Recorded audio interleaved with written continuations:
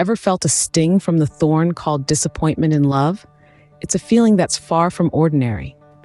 Some people experience profound disappointment in relationships they've nurtured, only to have them ended abruptly by unforeseen circumstances. This can trigger a deep sense of despair.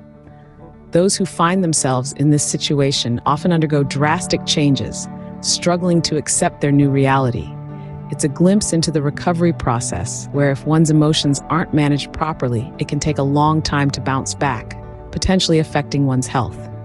Yes, nearly everyone has been in this situation. It's not easy for someone to face the stark reality of losing a loved one to someone else. The impacts of this are not only felt by the individual, but also ripple out to those around them. Remember, you're not alone in this journey. Almost everyone has been in this situation. Ever noticed how your disappointment doesn't just affect you, but also those around you? Imagine a pebble dropping into a still pond. The pebble is your disappointment, and the pond is your life. At the moment the pebble hits the water, it creates a small splash.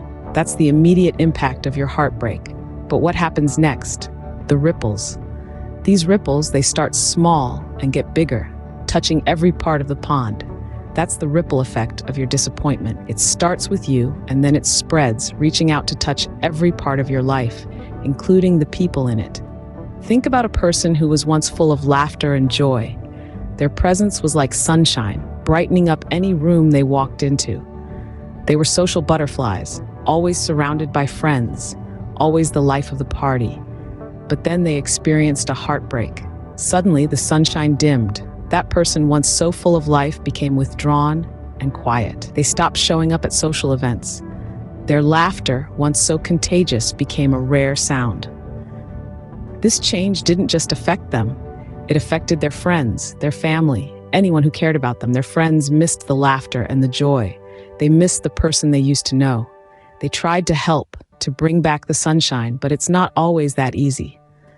Heartbreak can create a wall that's hard to break down, even for the closest of friends. And what about the person going through the heartbreak? They're not just dealing with their own disappointment. They're dealing with the guilt of causing their friends to worry. They're dealing with the pressure of trying to get back to their old self, not just for their sake, but for the sake of those around them. The question is, who will cheer up your friends if you're still trapped in disappointment? How do you pick yourself up from the ashes of disappointment? This question is often easier asked than answered, but it's a crucial step in the road to recovery. The process of healing after a heartbreak can be daunting, but remember, it's a journey and not a race. Firstly, let's broaden our perspective. It's all too easy to spiral into thoughts of, what if they hadn't left? Or what will life be like without them? But confining your thoughts to these scenarios only serves to amplify your pain. Instead, try to look at the bigger picture. Life is vast and full of possibilities. The end of a relationship, while painful, also opens up new avenues for personal growth and self-discovery. Next, let's not forget about the other people in our lives.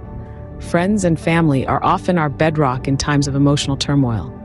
They've been there for you through thick and thin, and they continue to stand by your side, even when you're at your lowest.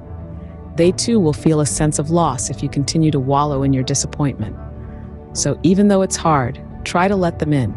Share your feelings, lean on them for support, and allow them to help you navigate through this difficult time. Remember, your disappointment in love should not engulf your existence. It's okay to feel the pain, to grieve for a relationship that has ended. But it's also important that this disappointment doesn't seep into your everyday life, casting a shadow over your interactions and experiences. Instead, try to channel these feelings into something constructive. Use this period as a time for introspection, to identify areas of personal growth and to cultivate resilience. In closing, remember that it's okay to feel disappointed, but don't let it dictate your life. You are more than your failed relationships. You are a person with strength, resilience, and a capacity for growth. As you journey down this road to recovery, remember to be kind to yourself, to lean on your support system, and to keep moving forward. Remember, your disappointment in love should not affect others. You may feel disappointed, but don't let it affect your daily life. Scene script. How can we find ourselves again in the midst of disappointment? This question might seem unanswerable, especially when the disappointment feels like a consuming void. But there's a secret ingredient that can help us rise from the ashes of despair: self-improvement and growth. You see, every disappointment, every setback, every heartbreak is an opportunity. It's the universe giving you a chance to look within yourself, to identify your shortcomings and to work on them. It's a chance to grow, to evolve, to become a better version of yourself. So how do you go about it?